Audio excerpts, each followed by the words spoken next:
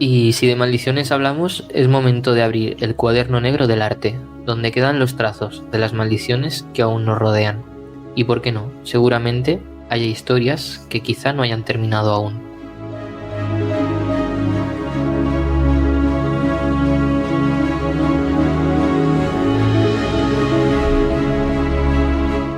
El arte del ingenuo, donde el misterio se fusiona con el arte y encuentra su expresión más íntima. Esto es La Voz Pausada con Guillermo.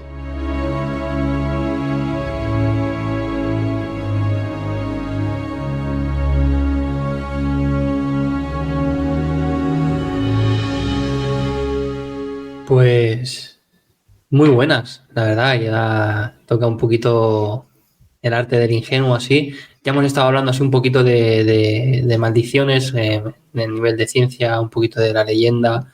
Y yo desde luego que tenía en mente sobre todo que fueran para actos de maldades o de verdad de maldecir a alguien, ¿no? Una invocación a un deseo de daño duradero. Y estuve investigando un poquito sobre qué tipo de maldiciones hay. Y la verdad es que me lo quiero llevar a un poquito a un terreno conocido, porque muchos hemos conocido pues maldiciones funerarias como la de Tutankamón, ¿no? Que quien no sabe esa historia donde era un faraón del antiguo Egipto, donde cuando se desenterró y se profanó su tumba, se supone que cayó una maldición hacia las personas que estuvieron cerca, ¿no? Incluso creo que fue no me acuerdo el nombre ahora mismo, el patrocinador de esa expedición, debido a un mosquito, a los días falleció, hubo un apagón en la ciudad, o sea, después de todo. Y es curioso porque en esa época, sobre todo los faraones, que eran las personas con más poder, hacían inscribir en sus lápidas o en sus sarcófagos ciertas tallas donde se maldecía a quien osaba entrar o en la misma pirámide o en su sarcófago, ¿no?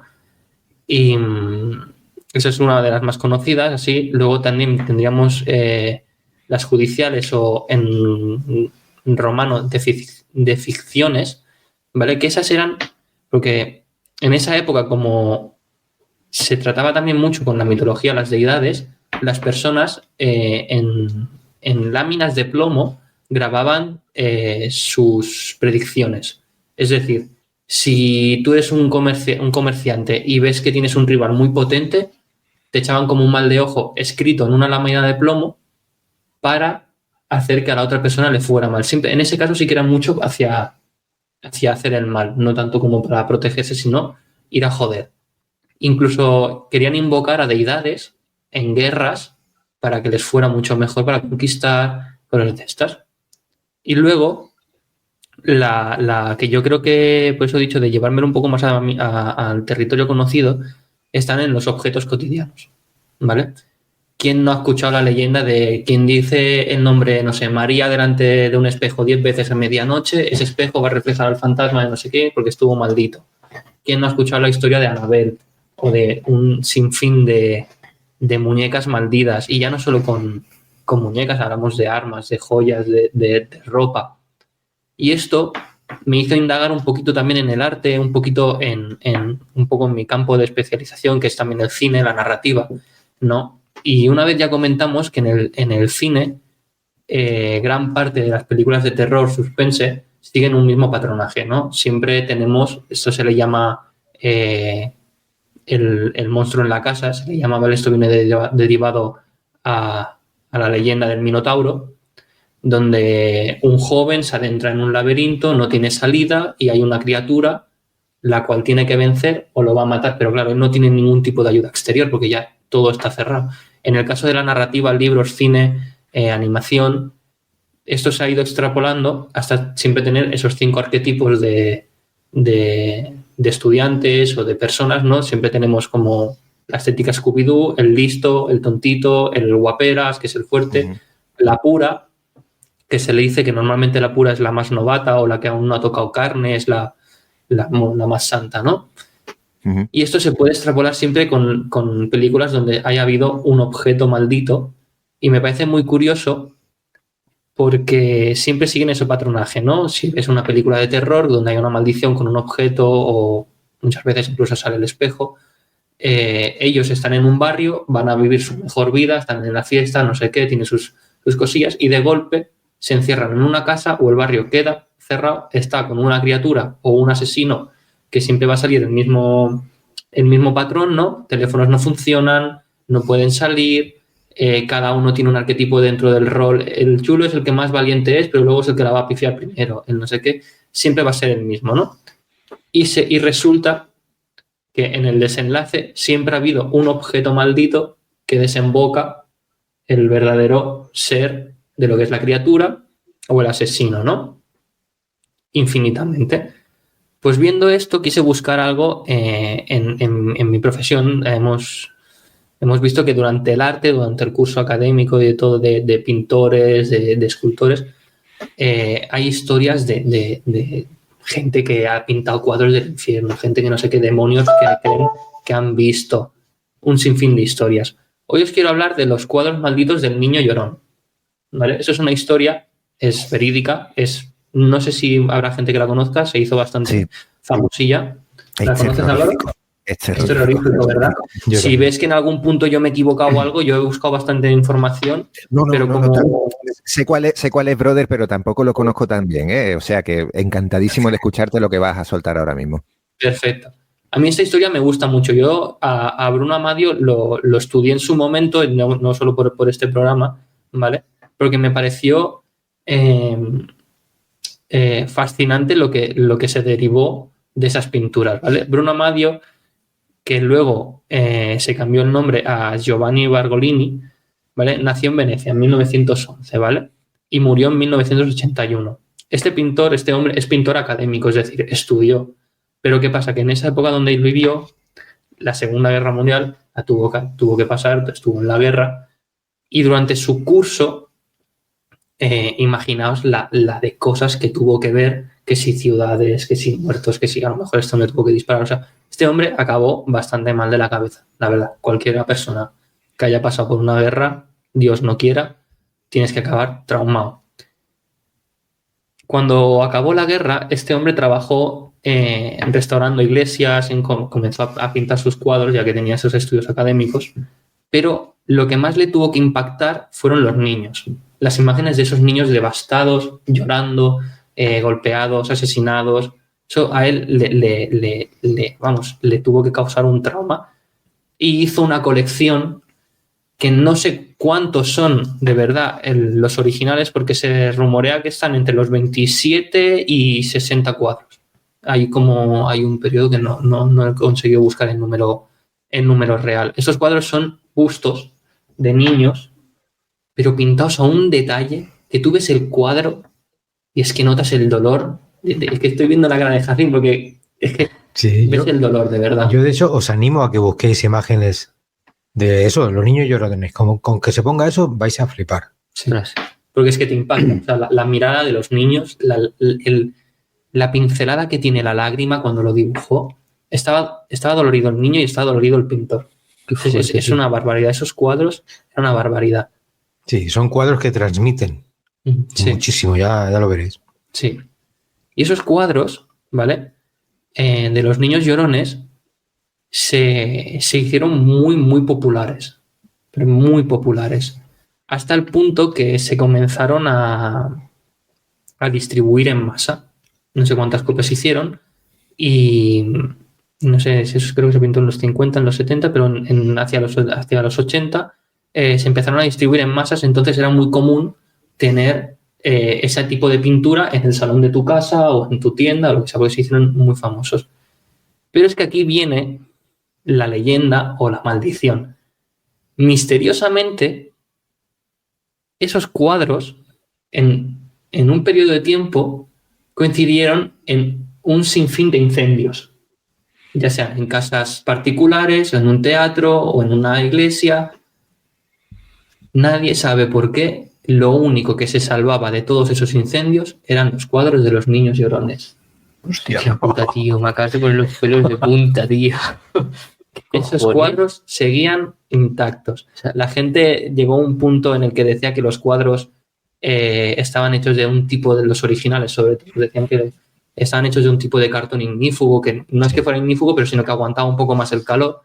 Pero claro, la gente se acojonó en esa época. De hostia, es que claro, se empezó a decir que si tú tenías un cuadro de eso, te tenías que deshacer de él, porque estabas maldito. Tú y tu casa estabais malditos. Hasta el punto en el que The Sun, que fue un periódico, creo que es de Reino Unido, que fue quien es sensacionalista. Ese periódico, si no sabéis que es un periódico sensacionalista, son periódicos que se basan mucho en la polémica, en soltar un poco de bulo, pero intensificando un poco la noticia, más o menos. Es que es muy heavy. Fueron los primeros que lanzaron la noticia de estos cuadros están malditos, y al tiempo promovieron las quemas de los mismos cuadros. Es decir, fueron recolectando todos los putos cuadros para hacer una quema, que es lo que hemos estado hablando, ¿no? Si algo está mal, al fuego. Sí. Para intentar quemar la maldición. Quemar la maldición del niño llorón. Pero es que esto es muy curioso, porque es que aquí es donde está lo que yo he encontrado, y por lo visto es cierto, y yo aquí pues he buscado unas cuantas páginas y todo. El niño, que fue el chico del retrato, ¿vale? Recibió su propio cuadro, es decir, el artista le llevó su cuadro, y ese niño era un niño de una iglesia así, pues de acogida, donde había más niños, están de esto. Esa misma iglesia también se quemó. La iglesia se quemó y el cuadro no se quemó. Murieron todos los niños, todas las personas, excepto el cuadro. Y la leyenda dice que el niño, como era de una situación precaria... Sí, era como huérfano, ¿no? Era un huérfano, era un niño huérfano. Dicen que su alma se repartió en el cuadro. Dios, tío, qué tremendo. O sea, qué movida acabas de contar. O sea, llevo con los pezones erizados todo el rato. Y a día de hoy existen esos cuadros aún, están los originales, están muy bien, no todos se queman, hay unas cuantas piezas. Y no sé si es tu caso, Álvaro, pero quien tenga un cuadro de esos, venderlo. Venderlo, porque es que os vais a forrar. Y esa es la historia. No tengo de ese, pero si queréis os enseño ahora uno que tengo. Pero continúa. Perfecto. Genial. Y esta es la historia. Imaginaos en el contexto en el que pueden llegar objetos malditos que se desarrollan, ¿no? Porque en esa época... A mí se me ha venido a la cabeza una teoría. ¿Y si el pintor era pirómano? Iba a casa por casa. Iba a casa quemando las casas y dejando solo el su pintor cuadro. murió en los 80. ¿Y era una performance? No, tío, es broma. No, pero... Son terroríficos. Yo tengo una copia de uno por ahí, una copia mala, ¿no? Pero he visto imágenes de algún otro. De todas formas, creo que también no le quito peso a lo que tú has dicho, que me parece increíble la exposición que acabas de hacer, pero a mí ya de por sí un cuadro que refleje lo que refleja ese, y además a través de la figura de un niño, es que es horrible. Sí, es horrible. Está muy mal rollo. Es horrible. Es que de hecho la gente también empezó a temerlos porque, claro, los originales, quien entienda un poco de arte o esté un poco enterado, los lienzos originales son tela muy buena. O sea, aguantan el pigmento muy bien, porque al final eran exposiciones que tenían que durar años y años y años. Lo que hicieron en copias también no eres en la misma tela. Entonces, quien haya tenido una caja de cartón expuesta al sol durante mucho tiempo, el color se quema, se apaga. Sí. Entonces, la gente creía que cuando pasaba eso en las copias que ellos tenían, es porque el demonio estaba empezando a quemar hasta que quemaba la casa. Pero imaginaos la locura de maldición, de cómo la gente se empezó a meter la olla. Y claro, en el momento en el que a ti te vino un periódico y te dice, no, es que estos cuadros, la gente ya, cuidado, claro, se vuelve loco. Sí. Claro. Sí. Yo conozco muy bien el The Sun, lo conozco ese periódico porque ya sabéis que yo estuve viviendo allí un tiempo y la verdad que es que eso debería estar prohibido, porque una cosa es ser sensacionalista, pero la cantidad de burradas que suelta ese periódico cada domingo es alucinante, ¿no? O sea, yo no sé... Sí. Dime. Y no sé si es tan exagerado como se dice, claro. Tú no estás diciendo Sí lo es. Sí lo es, te lo aseguro. Y además es despectivo. Ya tiene que tener cuidado con ciertas connotaciones racistas, homófobas, machistas y tal, pero es muy despectivo. Para cada persona de la que van a hablar tienen que inventarse un mote por fuerza, porque es muy característico de ese periódico, ¿no? Ellos fueron los que a Michael Jackson le decían Jaco. eso no es nada, ¿no? O sea, es basura, pero claro, a pesar de... Me impacta muchísimo lo que acabas de narrar, tío, porque a pesar de que los cuadros y la historia del pintor y tal, ya de por sí es bastante cargado, está todo bastante cargado de dramatismo y de pesadumbre, ¿no? O sea, se lió todo el cipote porque el periódico lo dijo.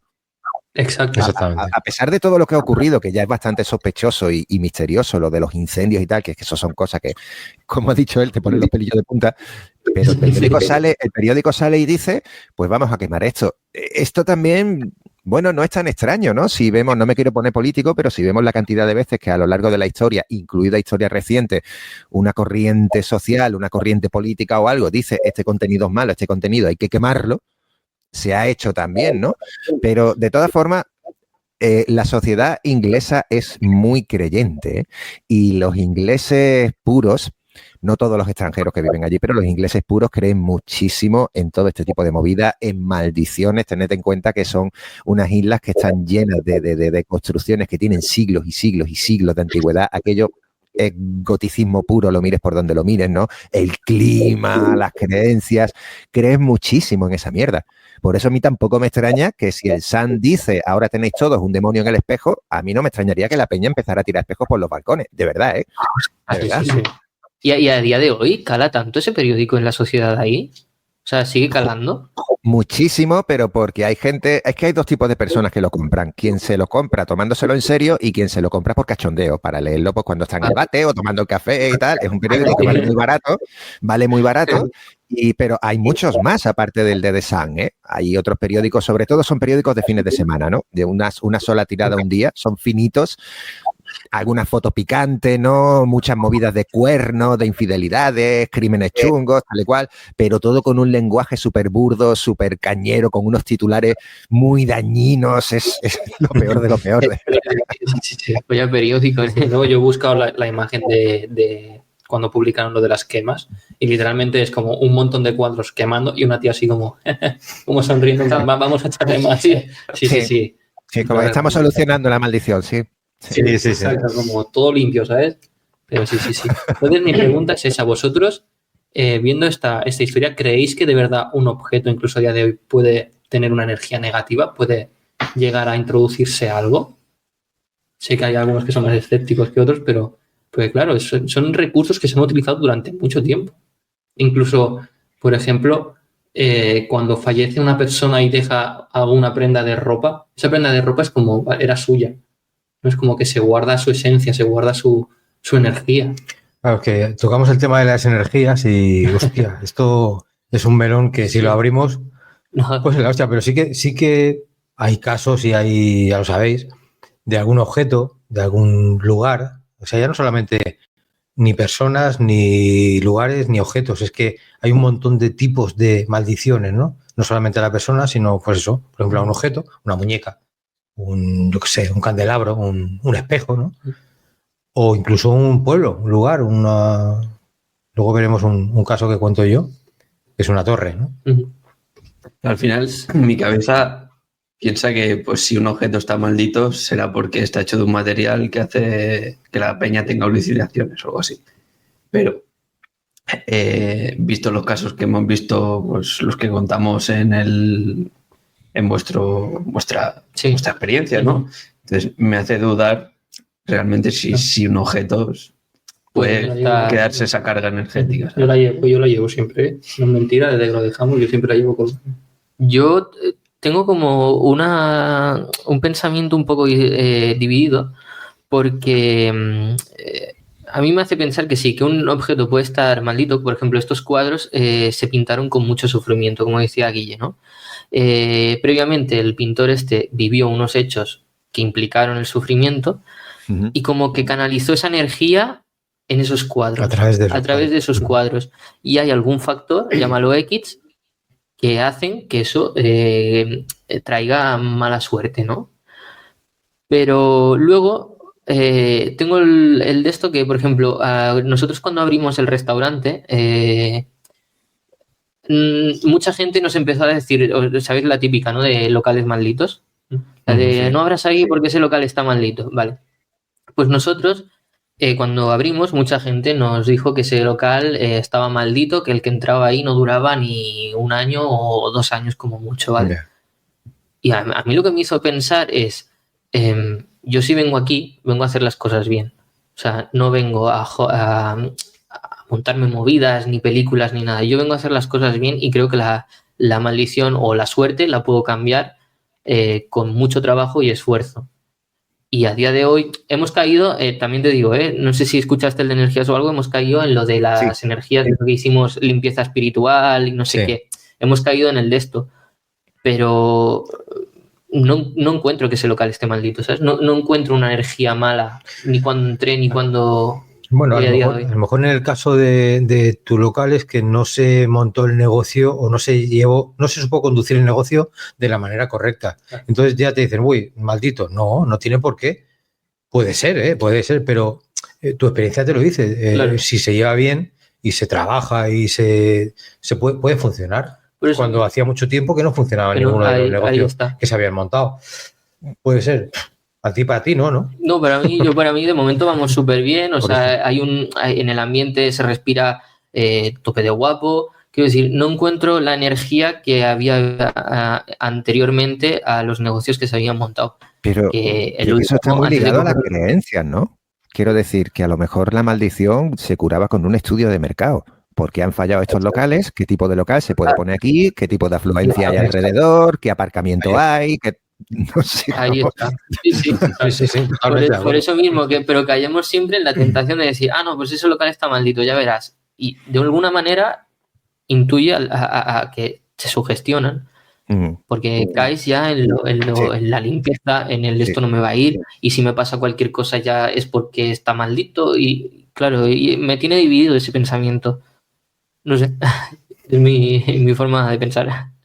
A mí me parece cojonudo que tu forma de solucionarlo sea, oye, este es el proyecto y esto hay que trabajarlo con las túrdigas y tira para adelante. O sea, es que si hay alguna forma de acabar con esa maldición, es como tú lo has dicho, tío.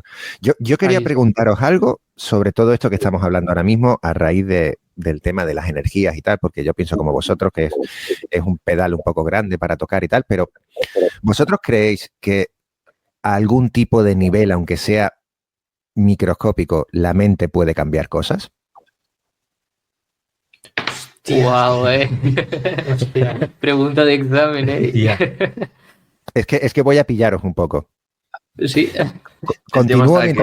Continúo mientras lo pensáis, perdonad. Los japoneses, por ejemplo, creen en el animismo. ¿Sabéis lo que es el animismo, no?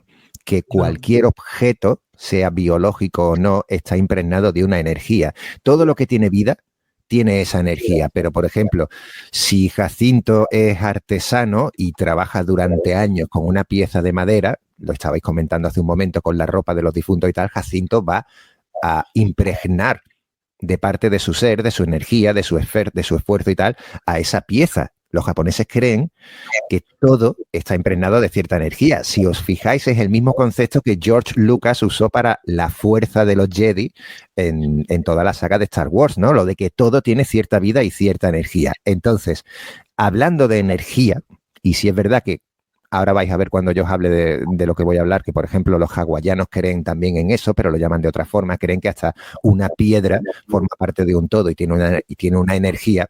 Entonces ya estamos hablando de energía, de que todo está impregnado de eso, si lo consideramos. Vale, guay. La energía es positiva y es negativa.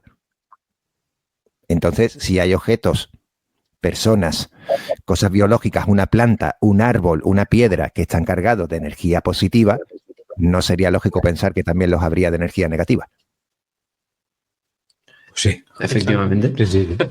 Por ahí enfoco yo lo de la maldición de ciertos objetos. Aún así, yo sí creo, yo no os estoy hablando de telepatía, telequinesis, que eso es otra cosa, pero yo sí creo, como ha dicho él, como ha dicho Xavi, que alguien con tanto dolor y con tanto sufrimiento y tal impregna eso en lo que esté haciendo. Podéis entrar en cualquier manicomio abandonado y sabéis la sensación que automáticamente os va a dar como un tortazo en la cara. Es una sensación muy distinta cuando estás, por ejemplo, en el patio vacío de un colegio, que sienten lo que los niños montan allí cada día y lo que ahí se queda impregnado, que cuando estás, por ejemplo, dentro de un psiquiátrico. Son energías totalmente distintas. Si eso impregna las cosas, ¿por qué no podría también? Ahora, que de ahí ya se provoque todo lo que se dice que se provoca y tal y eso, pero yo, después de haber soltado toda esta chapa, era para deciros que yo, en cierta forma, no como hace la mayoría de la gente y tal, pero yo sí creo que un objeto puede estar maldito, o por lo menos provocarte, como dice la novela, una serie de catastróficas desdichas. Yo, a tu pregunta, que me parece flipante, hacer normalmente con los amigos, con Marc y Joan, que también a veces vienen al programa, nos hacemos preguntas así de trascendentales.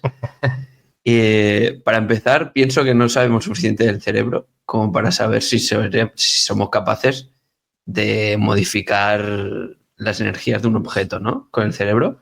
Pero sí que es cierto que me ha venido a la mente que hace unas semanas me salió un estudio que han conseguido grabar el momento en cuando se fecunda un óvulo. La luz. Un espermatozoide que emite una luz. Justo cuando...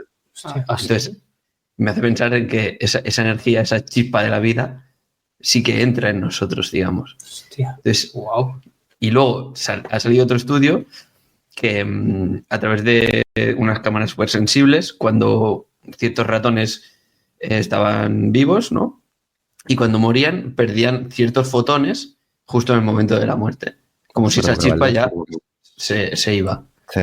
De hecho, lo están tratando ahora los estudios y las noticias están tratando eso como la posible demostración de la existencia del alma. Porque es algo que se ve que entra en nosotros o se produce cuando el momento exacto de nuestra concepción y es algo que se repite, que se va cuando morimos. Eso sí que me pone a mí los pelos de punta. Sí. Eso sí que me pone a mí los pelos de punta. Tío. O sea, me ha recordado eso porque al final todavía hay mucho por descubrir. Sí. Y quién sabe que en algún momento descubramos que sí que tenemos esa capacidad de influir tan profundamente en las energías de los ambientes, de los objetos. Y se puede.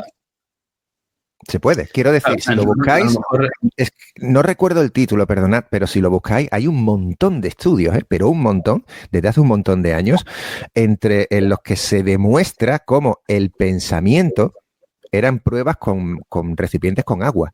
Y se demuestra cómo tu pensamiento cambia la disposición molecular del agua, tío. Por eso os decía, os he preguntado, pero se lleva muchos años liado con eso en en un montón de universidades del mundo y se sabe ya que a nivel incluso cuántico la mente puede provocar cambios. De ahí a que tú seas capaz de levantar un coche sin tocarlo como magneto es otra cosa. Pero ahí no hay contacto físico. Entonces, si de alguna forma podemos modificar eso, a ver, hay muchos suponte y quizás, ¿no? Pero yo no cierro la puerta a que un objeto, simplemente porque haya sido representativo en un proceso lleno de dolor, de sufrimiento y de muerte, un objeto pueda ser una jodienda de estas, tío.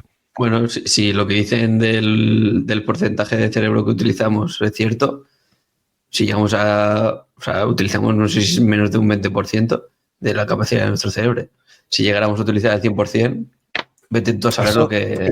De hecho, hay una película súper buena que se llama Lucy, que la recomiendo, que habla de esto, del porcentaje de cerebro que...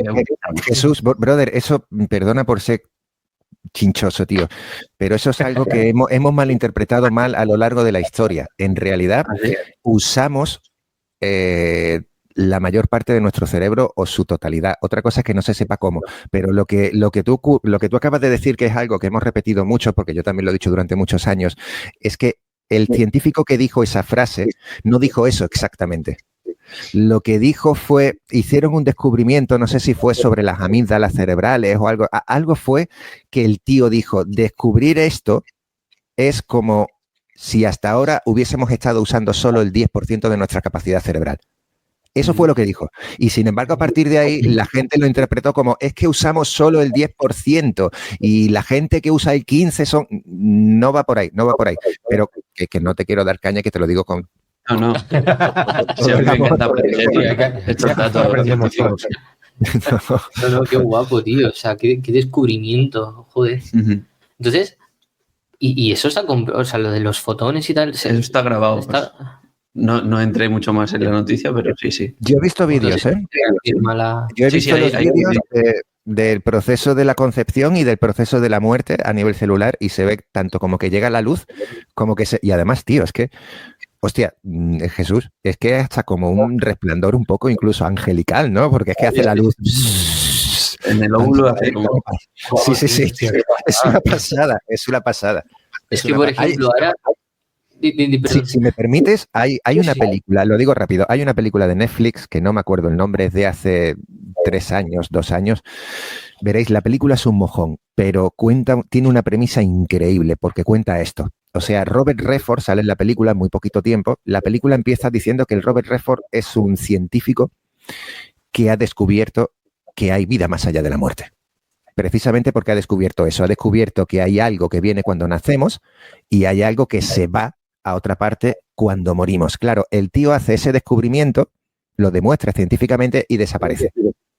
Y todo el mundo se pasa meses diciendo dónde está, por qué, tal y cual. Y es que el tío no quería salir a dar más declaraciones porque al decir que había vida después de la muerte y hacerlo público, y claro, el cambio, la conmoción que eso supone en el mundo.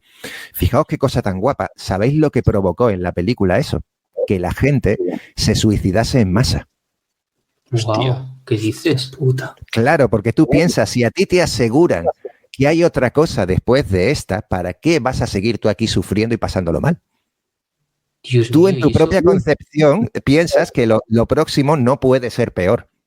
Que Claro. no puede ser peor. Y más si tenemos ya nuestras propias creencias y tal. Como os digo, la película es un mojón. Pero fijaos el puntazo de decir que el paso lógico, que tiene todo el sentido del mundo, de que la gente se enterara que hay un más allá, sería, pues me quito de en medio y me voy al más allá, que voy a estar de puta madre.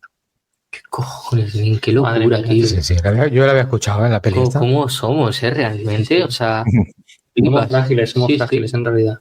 hostia. Qué pasada. No, y a mí me hacía pensar eso de la pregunta de los objetos con energías y tal, que ahora reflexionando un poco, me cuadra que el reloj de pulso que tenía mi padre, al quitárselo, coincidió con la hora de su muerte, tío. O sea, en plan, como que ese objeto canalizó la energía de suya. O sea, era un reloj de pulso que cuando 2 semanas antes se lo quitó. Un tiempo más. O un tiempo más. Me lo dio un mes antes de fallecer. Sí. Casualidad o no, Sí. pero joder. Hostia, qué bueno. Y vimos lo de la hora meses después del fallecimiento. Sí. Estaba ahí guardado y cuando lo saqué yo para ponérmelo en tal sitio, la hora clava. O sea, que de alguna manera la energía sí que pudo canalizarse en ese reloj de, no sé, Qué forma fuerte. de... Sí. Qué fuerte. Como objeto personal, ¿sabes? Un reloj que no te quitas nunca. Yo de verdad os voy a contar algo muy personal, si me permitís. No voy a dar muchos detalles, pero yo a lo largo de mi vida, yo sí puedo decir que he visto alguna que otra cosa extraña. No te puedo decir que yo sea ni vidente, ni medium, ni pollas en vinagre, pero yo os aseguro que a lo largo de mis 46 años, 3, 4, puede que incluso 5 ocasiones, he visto algo raro, con detenimiento, con tiempo, nada fugaz, nada por el rabillo del ojo. Pero yo no pienso en fantasmas, ni en un más allá, yo pienso en eso, en cierto tipo de energía o vibraciones que incluso pueden que estén coexistiendo con nosotros, pero no tenemos la capacidad de verla. No podemos verlo. Pero creo que todo, si hay cielo, si hay infierno, lo que sea, yo de verdad, esa es mi creencia, es muy subjetiva, pero yo creo que está todo aquí. Solo que por algún tipo de fenómeno vibracional, energético, algo, pues como no podemos ver las ondas infrarrojas, como no podemos ver el viento, como no podemos ver tantísimas cosas, ¿no? Hostia, sí, totalmente. Eso a mí me recuerda porque yo en la ESO, en tercero o cuarto de la ESO, tenía pues la optativa de religión, tuve que pasarla.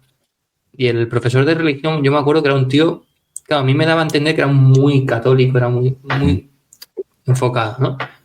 Y yo hubo un día que le pregunté, ¿pero tú de verdad crees? Digo, ¿tienes eso? Y el tío me dijo, no me contestó casi nada, me dijo, yo lo que tengo es fe en lo que siento.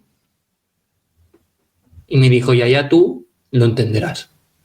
Y te juro que no fue hasta años, que ahora me has recordado más o menos tu respuesta, no fue hasta años hasta que lo entendí. O sea, claro, las religiones te marcan unas pautas, que es lo que hemos hablado, ¿no? Unas directrices. Pero ¿qué es lo que sientes? ¿Qué es lo que más crees? O sea, ¿qué energía notas? ¿Qué es lo que estás viendo? O sea, a veces es súper guapo que lo hayas sacado aquí porque es como que todo se va atando. Claro, yo esa frase de ese profesor la entendí a lo mejor con 20 años. Y yo a día de hoy lo creo. O sea, yo, por ejemplo, hemos comentado antes, el collar que llevo puesto aquí, lo llevo todos los días y no me lo quito porque yo creo que esto, la energía que me transmite es protección, es seguridad y es una compañía que yo tengo. Y es en lo que yo creo, no más allá, en un más allá, en el cielo, en el infierno, ¿sabes? Me parece súper guapa tu respuesta, Álvaro. De verdad. Es que yo qué sé, tío. Yo le he dado mucho al tarro con esas cosas. Yo perdí a mis padres, a ambos, de enfermedades crónicas, que yo cuidé de ambos. Sigo viviendo en la misma casa y tal. En eso, esta casa ha estado rodeada de muerte, ¿no? Porque en un momento estuvo durante muchos años llenísima de gente que no cabíamos y ahora estoy yo solo, ¿no? Pues de tanto darle a la pelota, yo creo que cualquier cosa que nos sirva a cada uno, mientras que no le haga daño a nadie, nos vale. Nos vale. Pero que eso, que quizás, y además os lo lanzo también para programa de misterio que sois. Yo creo que llevamos años equivocados en cierta manera por enfocarnos tantos en la figura de los fantasmas, de espíritus, de entes y tal. Creo que deberíamos enfocarnos también en oído, en vibraciones, no lo sé, no sé exactamente cómo plantearlo, pero creo que hay una gran parte del enfoque de la parapsicología que es erróneo y que hay muchas cosas que no se están teniendo en cuenta y que va por lo que ha dicho Jacinto. Pero eso, yo que de energía no tengo ni puta idea, tío, de verdad. Ni idea. No, ni idea. Totalmente. Pero sí que es verdad que es un mundo que es para fliparlo, porque es la sensación y la percepción de cada uno. Eso es como algo muy personal, lo que te hace creer en cosas, en ver cosas o bueno, en reflexionarlas. Quiero decir, es muy personal. Sobre todo la necesidad que tenemos de comprender, ¿no? Claro, y eso es más, o sea, la manera de aprender, ¿no? Sobre ello cada uno, o sea, de diferente manera, pero al final sacarle conclusión. Pues no sé, Guille, tío, más hoy con tu narración otra vez he babeado, me ha flipado, me ha puesto los pelos de punta. ¿Le querías matizar algo más? Nada, que me parece increíble, el ya no tanto por el tema de maldiciones, ¿no? Sino hasta el punto en que llega eso, ¿no? Las personas a creer en masa y más como un periódico crea esa cadena de situaciones, más allá de lo inexplicable de que los cuadros sí que se mantuvieran intactos o que tuviera una trágica historia. Simplemente eso.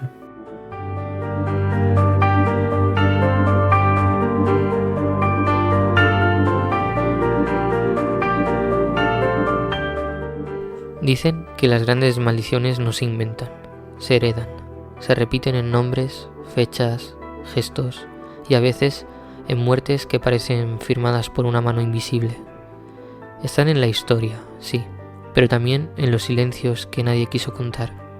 Y hay una voz que sabe narrarlas como quien oficia una ceremonia, con pausa, calma, con verdad.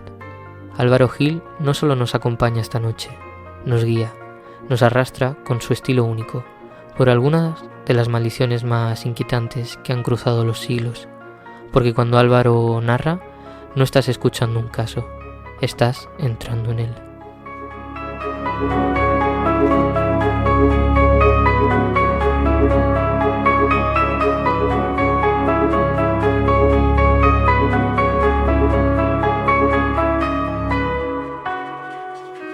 Pues qué bueno, pues con todo esto, Álvaro, sorpréndenos, haznos gozarlo con tu de esto. Muchas gracias. Yo traigo preparadas dos cosillas. He quitado las gafas para ver mejor de lejos. Y voy a darme un poco de celeridad porque no quiero que esto se os extienda mucho más. Y las he preparado en orden de lo que yo considero importancia. Entonces, va a haber algún momentillo en el que vais a escuchar algo que os suene, pero no quiero que busquéis información porque quiero sorprenderos. ¿De acuerdo?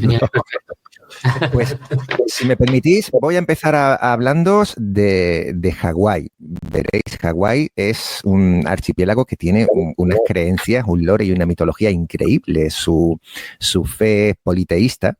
Es decir, que creen en muchísimos dioses y como todas las creencias politeístas, que me parecen de lo más colorido y representativo, ¿no?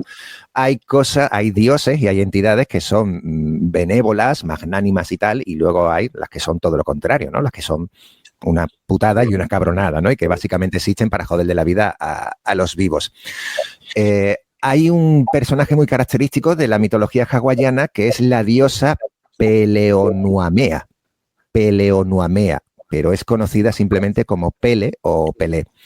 Esta diosa Pele es la considerada la dueña de los volcanes, el fuego, magma, lava, que fue lo que creó las islas realmente. O sea, la consideran la creadora, la demiurga, la que puso las piezas en el mapa, ¿no? Resulta que además es una diosa, por lo visto, en la creencia celosa y muy vengativa, que custodia con ferocidad la tierra y además una de las cosas en las que se cree es que ella se asegura de castigar a los ladrones. Esto con el paso de los años se ha convertido en una leyenda muy instaurada en la zona y está relacionado con el tema de que no es un ladrón que no va detrás de los ladrones, la supuesta diosa Pele, un ladrón que te quite el bolso o la cartera. No. La gente que robe algo de la isla. En plan, turistas que se lleven una piedrecita, un poquito de arena, una hoja de una planta. Se supone que la diosa va detrás de ellos. ¿Y qué es lo que ocurre? Que no va detrás de ellos con ligereza, sino que se cree que cuando va detrás de alguien que se ha llevado algo de la isla de forma ilícita, lo que le provoca es una maldición que le jode la vida. O sea, le llena la vida de conflictos. Ojito, porque hay muchísimas historias de incidencias y que fue el mismísimo en Los Angeles Times el que puso este tema en el candelero cuando habló de la historia de un tipo llamado Timothy Murray, quien estando de turista en el Parque Nacional de los Volcanes de Hawái, cogió una botellita y la llenó de arena volcánica de la fina, ¿no? Pues según el propio Murray, en cuanto volvió a su casa, su vida se empezó a desmoronar, ¿no? Le despidieron, estuvo aplicando a un montón de trabajos y no consiguió ninguno. Tenía un perro que era como su alma mater, que siendo joven se murió. La pareja que tenía desde hacía 5 años lo abandonó de la noche a la mañana. El colega se sumió en el alcoholismo y además, por una movida de informática, de infracción de derechos de autor, se lo llevó el FBI. O sea, pero todo esto en los meses siguientes. En los meses siguientes. Él mismo dijo textualmente, mi vida se derrumbó. Hasta que regresó a la isla de Hawái, exactamente al mismo lugar, y dejó la arena allí. Y él afirma que en cuanto hizo eso, su mala fortuna cambió y que su vida mejoró muchísimo. Hay otro caso de un pavo llamado Steve Parisset, que también visitando el Parque Nacional de los Volcanes, se llevó un trocito de roca, una piedrecita negra volcánica. Pues a partir de ahí lo mismo, una avalancha inmediata de movidas y problemas. Se le murió la madre, su propio hijo desarrolló unos problemas de conducta que no tenía antes, ni había dado ninguna muestra ni nada. Se divorció, perdió el trabajo, o sea, una serie de cosas. Hizo exactamente lo mismo, volvió allí, devolvió a la roca y a partir de ahí, claro, esto pueden parecer casos aislados, ¿no? Pero es que resulta que el servicio postal de Hawái, el servicio de parques nacionales e incluso gracias a los datos de la aerolínea Hawaiian Airlines, resulta que podéis comprobar cómo se ven inundados con cientos de envíos de paquetitos con lava seca, piedra volcánica, arena, envíos que les mandan de todas partes del mundo al loro. Más de 600 envíos al mes. ¡Al mes! Mío de mi vida. Madre mía. Al mes. Son miles cada año y que son datos reales. Al punto de que cuando reciben todo eso por correo, no lo llevan de vuelta al lugar donde se extrajeron. Lo que hacen es lo desinfectan y lo colocan alrededor de monumentos en las islas. Típico monumento famoso, estatua y tal, pues suelen poner esta piedra y esta arenisca y tal y todo eso alrededor. Claro, es curioso porque primero los turistas ese tipo de cosas podían comprarlas en las tiendas de souvenir que hay, no tienen la necesidad de robarlas, ¿no? Para los habitantes de allí les resulta gracioso porque se lo toman en plan, toma, listo, por llevarte lo ajeno, pues ahora te jodes. Pero es muy curioso que a gente que no tiene nada que ver con Hawái, con el credo, o sea, al típico turista, pues crea firmemente que se vio afectada por la maldición de la reina Pele, de la diosa Pele, ¿no? Y para terminar con este tema, deciros que esto es una invención de finales del siglo pasado, lo de la maldición de la diosa Pele. Fijaos hasta qué punto. Porque esto se lo inventaron algunos guardabosques de las zonas más virginales e importantes de la isla. Se lo inventaron, el rumor, a conciencia para evitar que la gente robara constantemente piedras, arena y que se llevara ese tipo de movidas. De hecho, hoy se considera que la historia carece de sensibilidad étnica y que alimenta estereotipos hawaianos. Ya sabéis cómo estamos con todo esto, ¿no? Y además, por lo que yo he podido investigar, el folclore real, las historias, los cuentos y la mitología de Hawái no menciona en ningún momento que la diosa Pele jure maldecir a quienes haga este tipo de cosas, ¿no? De hecho, hay un funcionario del Parque Nacional Aleakala que dijo oficialmente: esta visión podría tener sus raíces en la creencia de los nativos hawaianos de que las plantas, los animales y las rocas, lo que yo os decía antes, están imbuidos de energía espiritual. La cultura hawaiana enseña que la naturaleza es la manifestación física de los dioses y diosas hawaianos. Y a raíz de ahí es cierto que hay cierta creencia muy potente sobre que todo está vivo, todo está conectado y hasta una roquita que está ahí puesta debe de seguir ahí porque forma parte de un todo. Pero de ahí a que haya una maldición, sin embargo, me parece igual de interesante que el solo hecho de inventar un rumor de una maldición le provoque a la gente su propia creencia, tantas calamidades como para que crean que están viviendo una maldición. Sí, Alucinante. Alucinante. Puñetera locura, tío, Álvaro. muy guapo. No me esperaba el giro ese, ¿eh? No. Yo pensaba que era la Pachamama que nos estaba Hablando, castigando.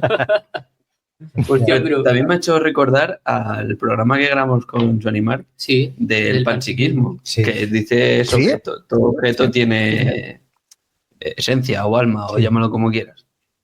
Sí, es verdad. Me ha hecho recordar un poco a ese al de también. esto, sí, porque mencionamos lo del tema de las piedras, que hay piedras protectoras, ¿no? Que te dan piedras para protegerte de cualquier cosa. Bueno, ya lo hemos visto, amuletos, lo que sea. Pero qué fuerte, Es tío. una historia súper chula. Pero, oye, Pero súper. eso quiere decir que son... Perdón. Okay, al final también es lo que la conclusión a la que acabas que se acaba llegando es que al final es como inventado y como esa conciencia colectiva o sugestión colectiva provoca que realmente la gente crea que el objeto que se lleva ilícitamente Totalmente. le provoque un... Es que, ¿tú sabes cuál es la mejor forma de ver un fantasma? Querer ver un fantasma. Claro. Quiero decir, es la gente yo no sé si esto lo crea de verdad el pensamiento de mucha gente, hace que esto sea de verdad, pero lo que es evidente es que ellos creen que se ven envueltos en una maldición. A lo mejor en otro momento de su vida, con otro prisma, les hubieran ocurrido las mismas cosas y no lo hubieran considerado así, ¿no? Y más allá de lo que yo odio al típico turista de que como ha pagado para estar allí, pues se puede llevar lo que le salga de los cojones, ¿no? Pero es que la gente cree en eso. ¿Sabéis lo que es una tulpa? No. Una tulpa en la creencia budista es tu pensamiento, no cualquier pensamiento, sino esforzándote tú en cierto tipo de concentración y repitiendo ciertos mantras mentales, tú consigues crear algo físico que nace de un vapor negro, como de un humo negro. Eso es lo que se llama tulpa. Eso tiene una mitología detrás brutal. Pues, ¿a dónde voy? La tulpa no existe. Podéis ver que hay cantidad de textos, películas, series, libros, videojuegos, Expediente X le dedica capítulos y tal. No existe. Es un error de traducción de un libro del siglo V a.C., que se tradujo mal la palabra tulpa y a partir de ahí se fue agrandando y hoy la gente que habla de estas cosas y los entendidos y tal, no, sí se puede crear porque el tulpa no ha existido jamás y no hay ningún libro de mitología budista que te hable de ello, ni uno, cero. Pues con esto es igual, con que la gente crea en ello, o bien va a ocurrir, o bien ellos van a creer que está ocurriendo. Claro. Con lo que es cojonudo, tío. Qué fuerte, tío. Pues que lo impresionante es que son, lo que has dicho, son 600 envíos, o sea, al mes. Son 600 personas que están llevando una mala vida. Sí, una mala vida que les está perjudicando la vida. Que mucha creen, cantidad de gente. Que creen que tienen una maldición encima porque la vida es un desastre. Totalmente. Y además, que no lo he comentado, pero la gran mayoría de estos envíos, hay mucha gente que va allí, ¿eh? O sea, que no son los únicos los que se envía allí. Hay gente que en lugar de enviarlo va directamente allí, pero los envíos suelen ir con cartas de, por favor, que sus dioses me perdonen, que solo quiero recuperar mi vida, que no era mi intención, que tal y cual. Suplicando ahí de rodillas, te dejo la arena aquí, por favor. Hasta el primero que ha contado que le pasa al FBI. Hombre, ya, eso sí que no se lo esperaba. Sí, pero bueno, pero era por una movida de infracción de derechos de autor en Internet. O sea, igual el colega cogió algo de un contenido protegido y lo puso en su canal o algo así, y ya sabéis cómo son en América, ¿no? Que hasta por una bolsa de marihuana tienes a un equipo de 12 SWATs alrededor de tu casa. Pero sí, es cierto, tío. Hostia, sí, bueno, pues hablando de que se lo inventaron 2 guardas de bosque y tal, al final es como las leyendas, ¿no? O sea, la leyenda que he contado de Marica la Roja, a lo mejor no pasó, pero se ha ido contando. Y la gente se contaminó. Se contaminó de esa leyenda. Y de esa leyenda y surgen pues todo lo que estamos escuchando ahora. O sea que por palabras es que lo que hace la cabeza. No hay mayor verdad que las cosas existen, este tipo de cosas existen cuando hay un montón de gente pensando y hablando de ellas. Y es así. Y cuando se deja de creer en las cosas, cuando las cosas mueren. Mitos, leyendas, tal y cual. Ahora hay una serie de creepypastas que yo estoy segurísimo que cronológicamente dentro de un siglo serán leyendas tomadas como reales. Jeff the Killer, Slenderman, tal y cual, porque es el paso evolutivo, es el salto evolutivo apropiado. Pues como pasó también con estas cosas. De hecho, hay una novela que es de Neil Gaiman, que es muy famosa, en parte porque también hicieron la adaptación en serie, que es la de ¿Te gusta Neil Gaiman? Me flipa Neil Gaiman. Me estoy leyendo ahora mismo El océano al final del camino.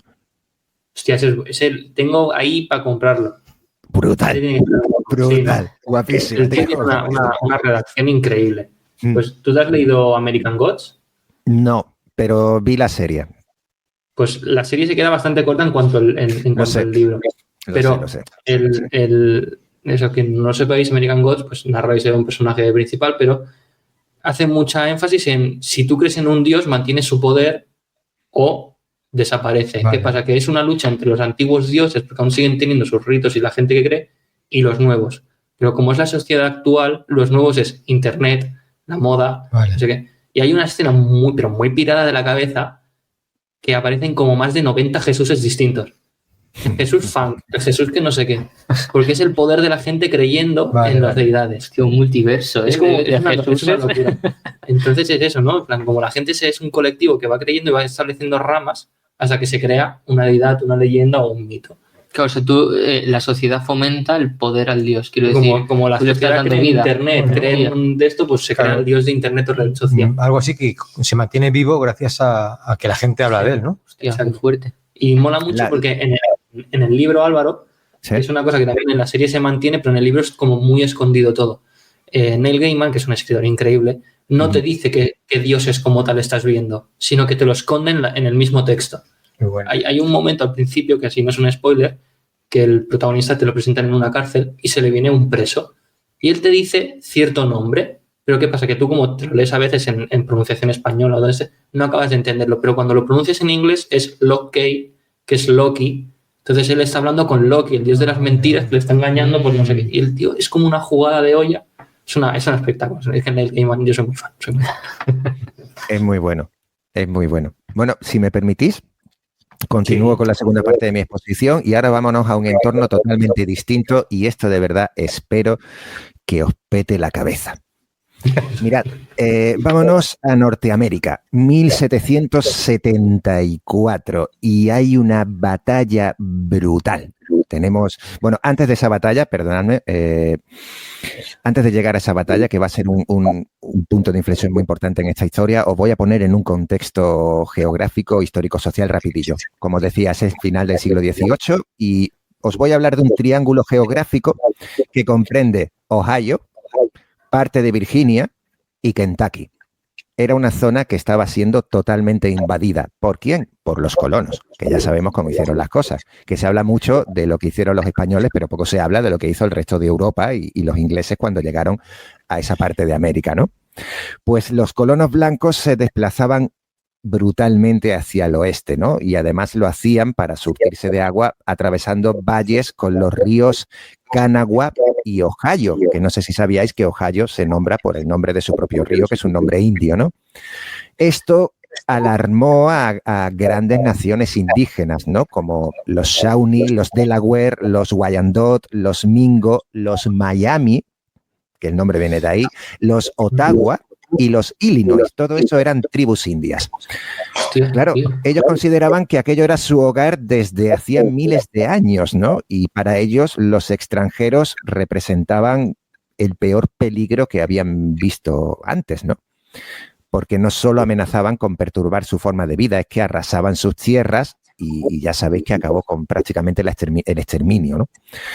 Pues para combatir la amenaza del hombre blanco, hubo varias de estas tribus que, haciendo algo que no era muy común, se dejaron a un lado sus diferencias y formaron alianzas entre ellas, formaron grupos muchísimo más grandes para enfrentar, como os decía, el peligro más grave de toda su historia. En 1774 ocurre esta batalla tan bestia que os he comentado, ¿no? Donde fueron 1.200 guerreros nativos indios, los mejores 1.200 guerreros, ¿no? A enfrentarse contra las fuerzas coloniales en el río Ohio, que hoy esa zona es muy conocida en Estados Unidos, esa zona de Virginia Occidental, porque hay un pueblo muy famoso que se llama Point Pleasant. ¿Os suena ese nombre? Pues no, la verdad que no. Perfecto. No busquéis nada, por favor.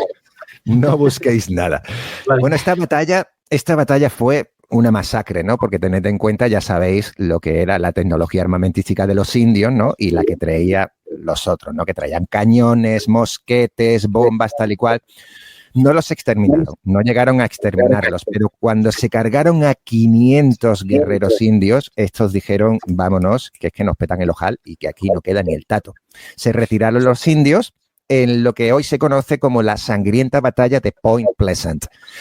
En ese lugar, al haber hecho retroceder a la fuerza a la población nativa, se levantó el fuerte Randolph, Fort Randolph, que estaba controlando la confluencia de los ríos Kanawha y Ohio. Estaba ahí puesto a conciencia porque dominaba las dos extensiones de tierra y controlaba quién podía venir desde los distintos horizontes, ¿no? Hubo un jefe indio de los más famosos y los más potentes, que era el jefe de la nación Shawnee y se llamaba el jefe Kigtuwa. Kigtuwa, que en su idioma significa tallo de maíz, jefe tallo de maíz. Este hombre pensó que luchando contra el ejército colonial iban a perder, solo por el armamento y tal, por lógica, hizo números y dijo, esto no lo vamos a ganar, ¿no?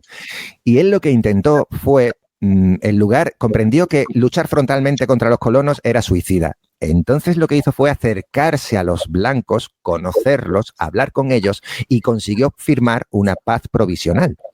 Mientras que las otras tribus decían, no, hay que matarlos, que yo los entiendo, por supuesto. Pero este fue más listo, tuvo otra visión, ¿no? Consiguió una serie de tratados evitando la masacre de miles de individuos nativos, que ya no serían solo guerreros, serían hombres, mujeres, niños, ancianos, ¿no? Consiguiendo mantener gran parte de la tierra sagrada para ellos libre de sangre, ¿no? Y puso a la nación Shawnee en aquel conflicto como una fuerza neutral. O sea, ya el hombre blanco sabía que a los Shawnee había que respetarlos y había que pasar de ellos. Mientras las demás tribus, a pesar de que el jefe Shawnee no quería hacer ese camino, las demás tribus se iban uniendo entre ellas e iban preparando el cipote de la contraofensiva, la gran venganza, ¿no? Estas llamas, este caldo de cultivo, esta olla a presión a punto de estallar, que estaba a punto siempre de provocar una guerra, ¿sabéis quién fue quien logró detonarla? Los británicos. como siempre, quienes además ya estaban dominando Estados Unidos y estaban en plena guerra de la independencia, las casacas rojas. Si recordáis la película del Patriota de Mel Gibson, ese ejército británico. El jefe Tallo de Maíz se esforzó en marcar la diferencia. De hecho, los tratados que él consiguió crear en el fuerte que os he dicho antes y además en el famoso fuerte Pitt en 1775 y el 76 son de toda la historia de Estados Unidos los primeros tratados indígenas reconocidos y negociados. Los primeros. Esto es algo que consiguió este jefe Tallo de Maíz porque era un hombre poderoso, con muchísima presencia, muy respetado y además era un tío que tenía grandes dotes de negociación y de oratoria, ¿no? Quiso repetirlo en 1777, mientras parecía que iba a ocurrir algo muy gordo. El resto de naciones nativas indias estaban enfurecidas. Estaban enfurecidas porque no querían tratos con los blancos, porque a fin de cuentas la expansión hacia el oeste continuaba, ¿no? Y pretendían un asalto. Quisieron asaltar un fuerte. Y esto, por supuesto, fue algo a lo que el jefe Tallo de Maíz no estaba muy de acuerdo, porque él no confiaba en ese camino. Él prefería seguir con su tipo de negociaciones. Pero bueno, en noviembre de 1777, mientras los nativos se estaban reuniendo y ultimando su preparación para dar el golpe, el jefe Tallo de Maíz y otro compañero, el jefe de la tribu Delaware, llamado Halcón Rojo, Red Hawk, se dirigieron juntos al fuerte Randolph para crear un tratado de paz. Llegaron a acuerdo. No querían guerra, no querían luchar y querían hacer las cosas bien. Sin embargo, cuando llegaron, pues fueron hechos prisioneros por el comandante del fuerte, llamado el capitán Arbuckle. La cosa empeora, porque resulta que el hijo de Tallo de Maíz, llamado el Inipisco, el hijo de Tallo de Maíz, va al fuerte unos días después. Oye, ¿qué ha pasado con mi padre y con su compañero de líder de otra tribu? Y también lo hacen prisionero. Entonces ya se descontrola la cosa. Ya el resto de tribus se cruzan con dos soldados que se los cargan. Luego hay otros soldados que se cruzan con un nativo y se los carga también. Luego hay un incidente en una zona de caza sagrada para los indios donde se meten los soldados y ya estaban todos muy calientes. O sea, allí se monta una en cuestión de días. Claro, este tipo de muertes y de incidentes como que mandaron al traste cualquier tipo de esperanza de acuerdo de paz entre los nativos y los colonos, ¿no? De hecho, incluso hubo gente entre los colonos y entre los soldados que por hacer cosas malas contra los indios fueron encarcelados y tal y todo el rollo.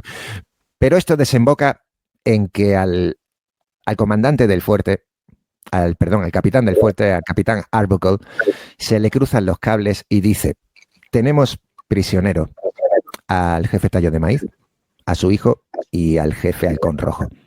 Y los ejecutan a los tres. Se los cargan a tiros en sus celdas. ¿Qué es lo que pasa? Que cuando van a matar a Tallo de Maíz, que lo matan de 8 disparos, antes de morir, le dice a los soldados que le dan muerte, ¿no? Yo he sido amigo del hombre de la frontera, de los colonos.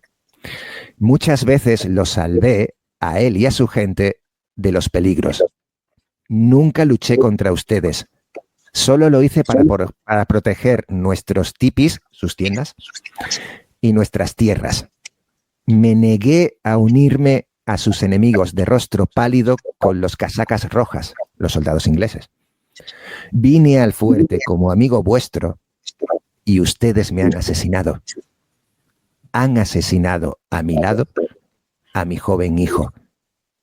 Por esto, que la maldición del Gran Espíritu caiga sobre esta tierra, que sea asolada la naturaleza, que sean asoladas incluso vuestras esperanzas, que la fuerza de vuestro pueblo sea paralizada con las manchas de nuestra sangre. Un momento. Momento, que ahora viene lo bueno, zorras.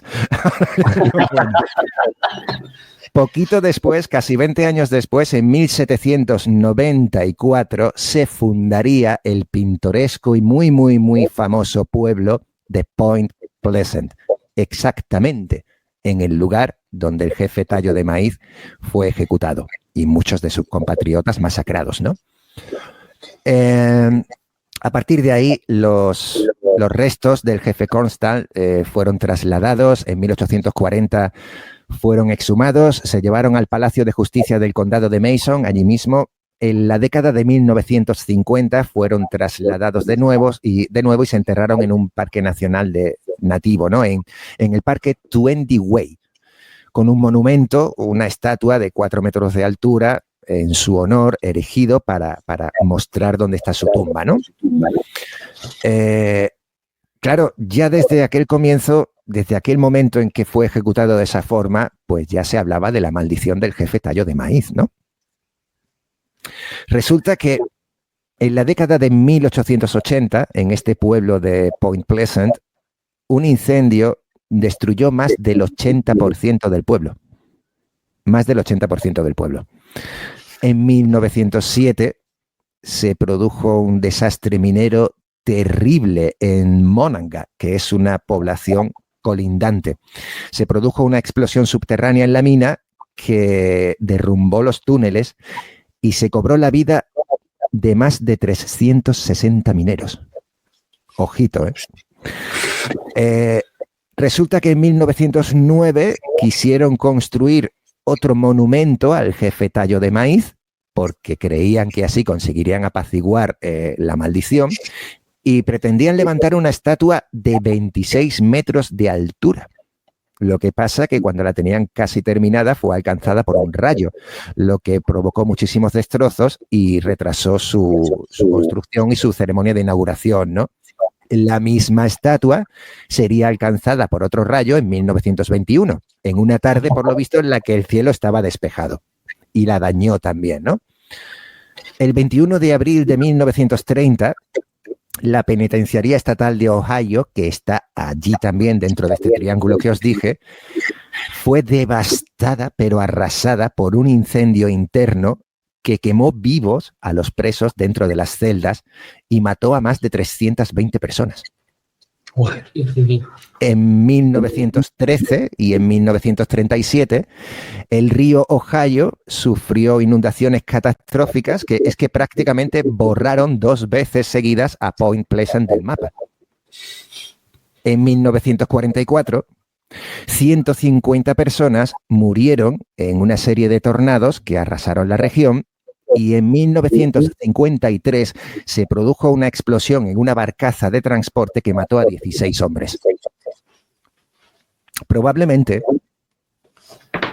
habéis escuchado algunas de estas cosas, pero la que estoy seguro que habéis escuchado, y es por la que os va a sonar el puente, es por la que os va a sonar el nombre de Point Pleasant, es cuando se derrumbó el Puente de la Plata en diciembre de 1967, enviando a 46 personas en sus coches al fondo del río Ohio.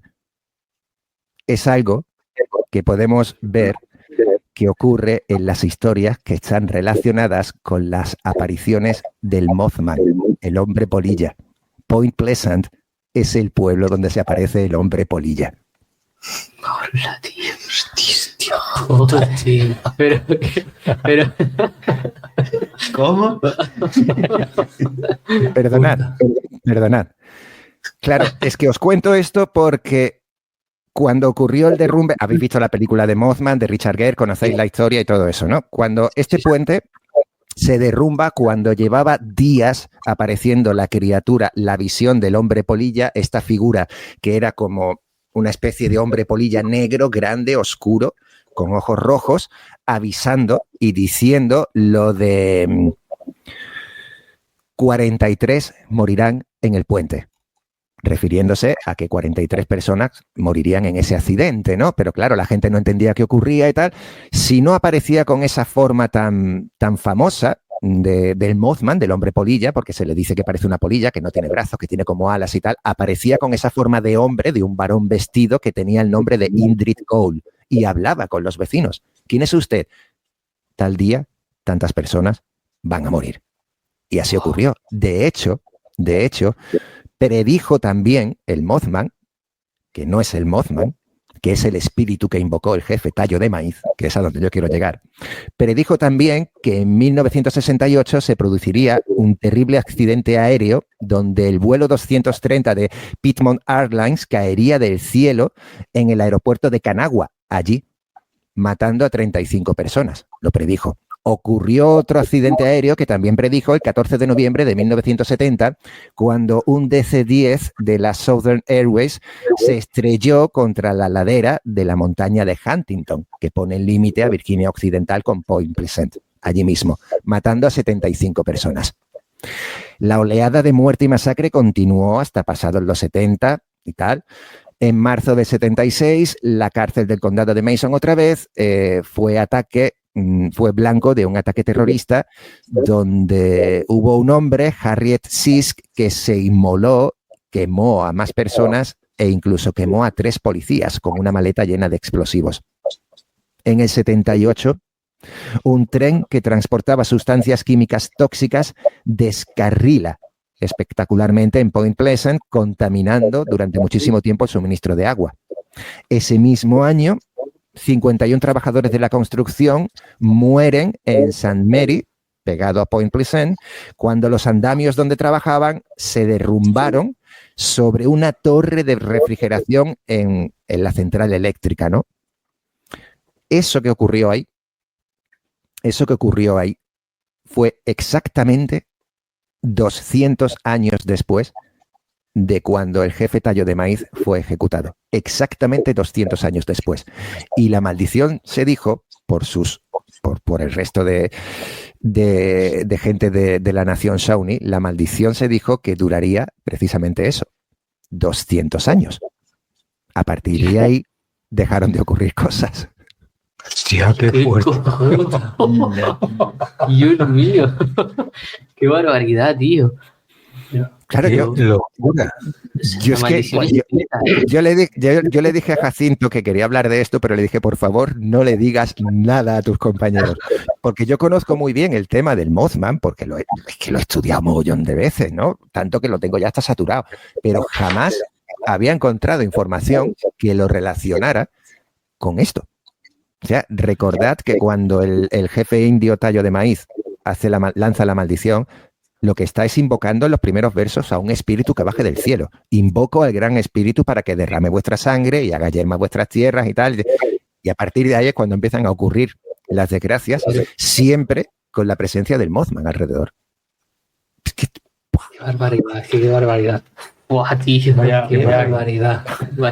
Vaya caso más guapo. Sí, una pasada. O sea, qué locura, tío. Sí, nos ha sorprendido, Álvaro. Sí. Lo has conseguido, tío. Valero. Qué bueno.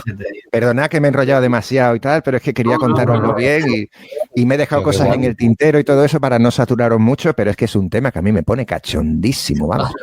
Cachondísimo, tío. Qué barbaridad, qué barbaridad. 200 años de maldiciones. Wow. Por 2 frases. Y lo del Mothman.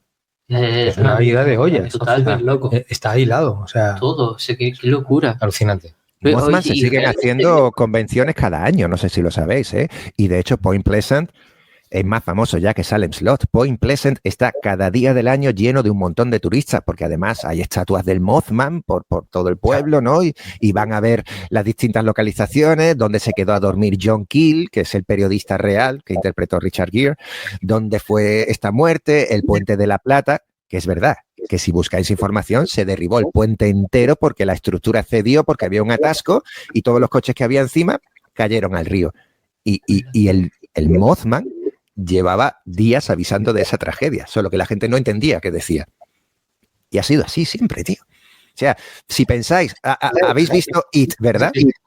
Y conocéis la historia de It y Pennywise, cuando nos ponen los ejemplos de cómo ha estado siempre en ciertos aspectos súper chungos de la historia y tal. No, el Mothman sí ha estado ahí de verdad. Sí ha estado ahí, tío. Y me explota la cabeza que la gente, no, porque es extraterrestre, porque es tal y cual, porque es un fenómeno eléctrico, ¿no? ¿Y si es una maldición india? ¿Y si es un espíritu nativo americano? Qué barbaridad, qué barbaridad. Es que sigo flipando. La verdad que estoy intentando buscar cosas, pero estoy aún con la narración que has hecho, la explicación. Pero incluso puede ser también que la maldición sea real, si nos ponemos en que la maldición es real del jefe nativo, y que el Mothman en realidad sea una entidad que lo que trata es simplemente de avisarnos, de prevenirnos, de intentar salvar, ¿no? Como si hubieras podido decir, no te montes en el Titanic, no lo hagas, no lo hagas, no lo hagas. Porque esa es su presencia. Entonces, no parece que el Mothman esté aquí para castigar, sino que todas sus apariciones han sido para avisar de algo malo que va a ocurrir, ¿no? Y si lo que provoca uno, y si el Mothman es como la contraparte de la naturaleza o del universo para intentar subsanar lo que el jefe Tallo de Maíz quiso hacer. No, yo la verdad es que el caso del Mothman no lo tengo muy controlado, pero tú, Álvaro, no piensas que hay sociedades anteriores a nosotros que tenían un conocimiento diferente, en este caso los indígenas americanos, y ellos sí que tenían ciertas capacidades de, pues, como has explicado tú, pues de invocar a otros espíritus o algo así? Totalmente. Una conexión, no sé, otro tipo de... Conectaban sí con algo. De hecho, hay una magia. Yo no creo en estas cosas, pero hay ciertas cosas que sí me impactan muchísimo y que te diría que incluso puedo empezar a considerarlas. Hay una magia muy, muy, muy arcana, la magia desconocida, la magia que no conoce la gente, que es la magia del lenguaje. Es una magia que funcionaba cuando tú sabías el verdadero nombre de las cosas. Porque un árbol no se llama árbol, ese es el nombre que nosotros le hemos dado, pero se supone que desde la creación ese no era su nombre. Entonces había una magia muy arcana en la que chamanes, hechiceros, brujos y tal operaban llamando a las cosas por su propio nombre, porque se dice en esa creencia que cuando conoces el nombre verdadero de algo, podéis trabajar juntos. No aprovecharte de él, ni que él se aproveche de ti, sino trabajar en unión. Y esa magia, ese credo, esa creencia se perdió hace miles de años, pero los nativos americanos la tenían, como la tenían también los druidas gaélicos, como la tenían también en el este de Europa, en Asia y tal. Y es muy curioso que culturas totalmente distintas creyeran en cosas tan parecidas y relacionadas todas con la naturaleza, con la lluvia, el fuego, el amanecer, la luna, todo lo que él estaba diciendo ahora mismo, para ellos era el día a día. Nosotros estamos totalmente perdidos en ese sentido, porque lo hemos atrofiado por completo. Pero son cosas, tío, que yo qué sé, a mí me causan muchísimo respeto porque hay ciertas cosas que no se pueden explicar y donde la ciencia no puede explicar, ya va la fe y ya va nuestra creencia. Exacto. Pero me alegro que os haya... Qué espectacular. Sí, la verdad es que sí. O sea, pelos de punta. Y Mothman ha hecho más predicciones aparte de las de este pueblo. Sí, se aparece muchísimo. Lo que pasa, Jesús, que es que ya es como todo. Este pueblo, lo que ocurrió, lo vio muchísima gente, o bien puede ser un caso de histeria colectiva. Que hay que considerarlo todo. Yo no creo que sea así porque este señor era un periodista que no tenía nada que ver con el pueblo. De hecho, toda la historia comienza porque el tío se iba dirigiendo a no sé qué ruta y en cuestión de 2 horas apareció en Point Pleasant sin saber cómo. Cuando para ir a Point Pleasant debería de haber tardado unas 8 horas de trayecto. Apareció allí, o sea, se vio allí. Y es él, al ser periodista, y que era periodista del Times, es él el que empieza a tomar información y a recopilar los casos y dice, oye, aquí está ocurriendo algo y aquí hay una presencia. Aquí hay una presencia, porque la gente decía eso, que o bien veían a la figura con forma de polilla de pie con ojos rojos desde lejos, o bien veían a un señor que se llamaba a sí mismo Indrid Cole. Además, están las llamadas telefónicas, que por lo visto habla a través del teléfono como con una voz distorsionada que parece un pulso eléctrico, donde ha habido un montón de analistas de sonido que lo han estudiado y dicen, no, esto no es un efecto, es que esta voz se produce a través de un pulso eléctrico y no saben cómo. La fuente es eléctrica, no es una fuente gutural con cuerdas vocales ni algo diseñado con un ordenador, porque os digo que esto ocurrió en los años 60. Y las grabaciones de las llamadas y tal ocurrieron en los años 60. Hoy se sigue viendo, pero es que ya, tíos, ya hay tantísimo credo, hay tantísima leyenda, pesa tanto, que yo ya lo que ocurre hoy día me lo tengo que coger con pinzas. Me lo tengo que coger con pinzas. Claro, hay vídeos en YouTube, por ejemplo, donde puedes ver a gente analizando mensajes supuestos de fantasmas que te dejan en contestadores y tal, y en el móvil y todo eso, y hay uno de ellos muy famoso, un vídeo en el que se oye una voz muy eléctrica que avisa de que alguien va a morir, que murió, y la gente dice, es el Mothman, por el tono eléctrico tan característico que tiene. Esto me retrotrae también a lo que hablábamos hace un momento, que empezó Jacinto a comentarlo, con lo de la energía, las vibraciones y tal. No sé, es como si esa entidad, si existiera de alguna forma, utilizara la electricidad o algo para poder comunicarse por teléfono de esa forma y de alguna manera se pudiera presentar como un señor, ¿no? Que por lo visto te mira como un zombie, que es totalmente inexpresivo, que te habla de una forma muy extraña, pero que te dice, oye, mira, que tantos van a morir, que esto va a ocurrir, que esto va a pasar, y nunca se equivoca. Son mensajeros de vete tú a saber dónde, ¿no? Que llegan y... Joder. Mira, en la película hay un detalle muy bueno. ¿Tú la has visto, no, Jacinto? Sí, la peli. Sí. Hay un detalle muy bueno, que Richard Gere va a hablar con un señor que también estudió el Mothman, pero acabó un montón de meses encerrado en un psiquiátrico porque nadie le creía. Perdió la familia, perdió el trabajo. Claro, el señor al principio no quiere hablar con él, que me deje, hasta que Richard Gere le dice, por favor, que es que está ocurriendo algo malo y está muriendo gente y tal. Y ya el tío le dice, ¿dónde está ocurriendo? Les está llamando por teléfono, lo están viendo en persona, tal y cual. Hasta que empiezan a hablar. Y el tío le dice a Richard Gere, yo no creo que sea ni dioses, ni extraterrestres, ni nada. El tío da a entender que él cree que es algo de aquí, pero que habitualmente no podemos ver. Y le dice a Richard Gere, mire a lo alto de ese rascacielos. Hay un rascacielos gigantesco al lado de ellos y en lo alto, en las últimas ventanas, hay un tío limpiando los cristales sobre un caballete de estos, ¿no? Y le pregunta a Richard Gere, ¿quién, entre usted y él, quién cree que puede ver mucho más lejos? Y le dice Richard Gere, pues él, que está en lo alto de... Efectivamente, él, pero no porque tenga mejor visión que usted, sino porque está en otra posición. Y le dice Richard Gere, y si está en esa posición superior, ¿por qué no nos lo explica? Y el señor le contesta, bueno, tú eres superior a una cucaracha y no por ello te pones de rodillas e intentas explicárselo.